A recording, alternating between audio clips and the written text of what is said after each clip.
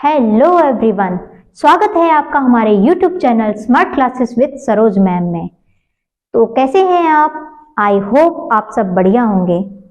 तो आज हमारा टॉपिक है रूढ़ शब्द, यौगिक शब्द और योग रूढ़ शब्द। ये क्या होते हैं, इन्हें हम कैसे पहचानें कि कौन सा शब्द रूढ़ शब्द है और कौन सा शब्द यौगिक शब्द है और कौन से शब्दों को हम योग रूढ़ कहते हैं।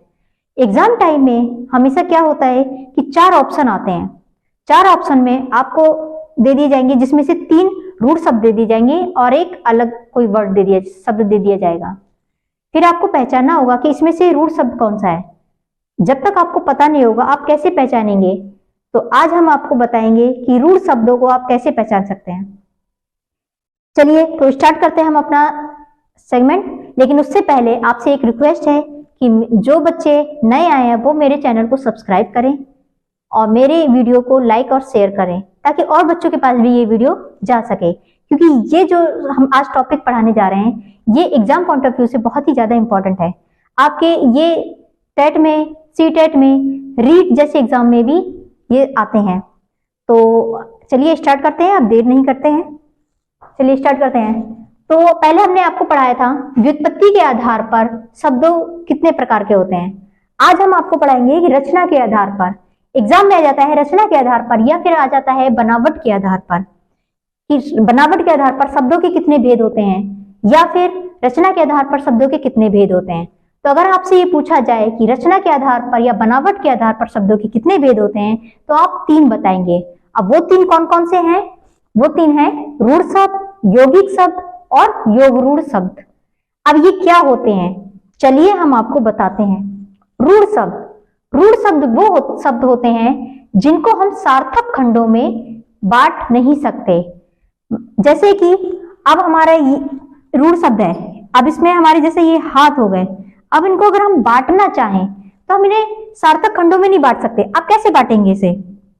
आप इसे बांटेंगे हा प्लस था, क्या ये तो सार्थक खंडों में बटा नहीं। हा क्या होता है, था क्या होता है, ये तो सार्थक खंडों में बट ही नहीं सब पा रहा है। या अगर हम ले लेते हैं पैर या सूर्य, ये रूढ़ शब्द होते हैं जिनको हम सार्थक खंडों में बांट नहीं सकते। तो ऐसे शब्द जिनको हम सार्थक खंडों में नहीं बांट सकते वो शब्द कहलाते हैं रूढ़ शब्द। नेक्स्ट हमारा है यौगिक शब्द। यौगिक शब्द वो शब्द जिन्हें हम सार्थक खंडों में बांट सकते हैं वो कहलाते हैं यौगिक शब्द। यौगिक शब्द जो होते हैं ये हमारे प्रत्यय, समास, उपसर्ग, संधि इनसे मिलकर बने होते हैं। तो चलिए देखते हैं हम कि यौगिक शब्दों के बारे में। तो यौगिक शब्द में हमने आपको जैसे बताया कि ये उपसर्ग, प्रत्यय, संधि और इनसे मिलकर बने होते हैं।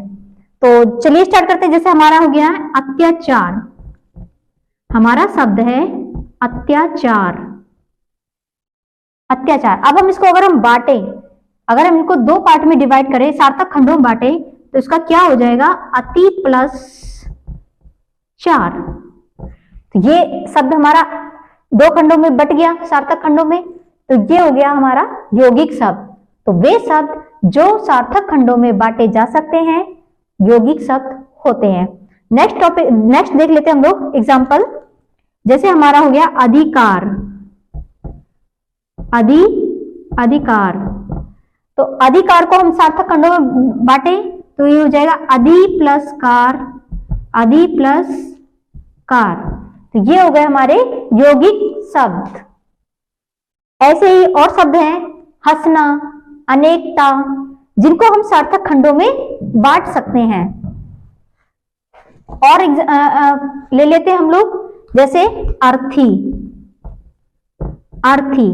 अर्थी में क्या है, अर्थ प्लस ई, इसको अगर हम बांटते हैं तो अर्थ प्लस ई। ये देखिए ये बना है हमारा प्रत्यय से। प्रत्यय क्या होते हैं, जो हमारे शब्दों के लास्ट में लगकर बनते हैं वो क्या होते हैं, प्रत्यय। तो अर्थ प्लस ई, अर्थी। या समास वाले शब्द भी हमारे किसमें आते हैं, यौगिक शब्दों में, जिसको हम बांट सकते हैं। जैसे लंबोदर, लंबा है जिसका उदर, लंबोदर। तो इन सब जो शब्दों से जिसको हम सार्थक खंडों में बांट सकते हैं वो कहलाते हैं हमारे यौगिक शब्द। चलिए नेक्स्ट हम लोग चलते हैं योग रूढ़। योग रूढ़ क्या है? योग रूढ़ वे शब्द हैं जिनको हम सार्थक खंडों में बांट तो सकते हैं, लेकिन इनको बांटने के बाद इसका जो तीसरा अर्थ जाता है वो तीसरी की तरफ पॉइंट करता है। योग रूढ़ शब्द वो शब्द होते हैं जिसको हम सार्थक खंडों में बांट लेते हैं और बांटने के बाद उसका जो अर्थ जाता है वो तीसरी की तरफ पॉइंट आउट करता है। ये ज्यादातर शब्द कौन से? बहुब्रीहि वाले जितने समास होते हैं वो सब योग रूढ़ शब्द ही होते हैं। बहुब्रीहि समास में जितने भी शब्द होते हैं वो योग रूढ़ शब्द ही होते हैं, या ये कह सकते हैं कि योग रूढ़ शब्द में सब बहुब्रीहि समास के शब्द होते हैं। जैसे कि दशानन। दशानन, अब दशानन को हम दो सार्थक खंडों में डिवाइड करेंगे तो हो जाएगा 10 प्लस आनन, यानी 10 है जिसके सर, तो 10 सर किसके हैं? रावण के। तो यहां पे हमने सार्थक खंडों में बांट तो दिया, लेकिन अब ये तीसरे की तरफ पॉइंट कर रहा है। ये यहाँ पे बंटने के बाद तीसरे की तरफ पॉइंट कर रहा है कि हाँ 10 सर किसके हैं? रावण के। या हम कह सकते हैं मुरलीधर। मुरलीधर, तो मुरली धारण किए हुए, मुरली प्लस धर, यानी मुरली जिसने धारण किया है, तो मुरली किसने धारण की है? श्री कृष्ण ने। तो हमारा योग रूढ़ शब्द हो गए। अब आप फिर से एक बार समझिए कि क्या होता है। रचना के आधार पर या बनावट के आधार पर, क्वेश्चन में या तो रचना के आधार पर दे दिया जाएगा या फिर बनावट के आधार पर। तो रचना या बनावट के आधार पर शब्द तीन भेद होते हैं: रूढ़ शब्द, यौगिक शब्द, योग रूढ़ शब्द।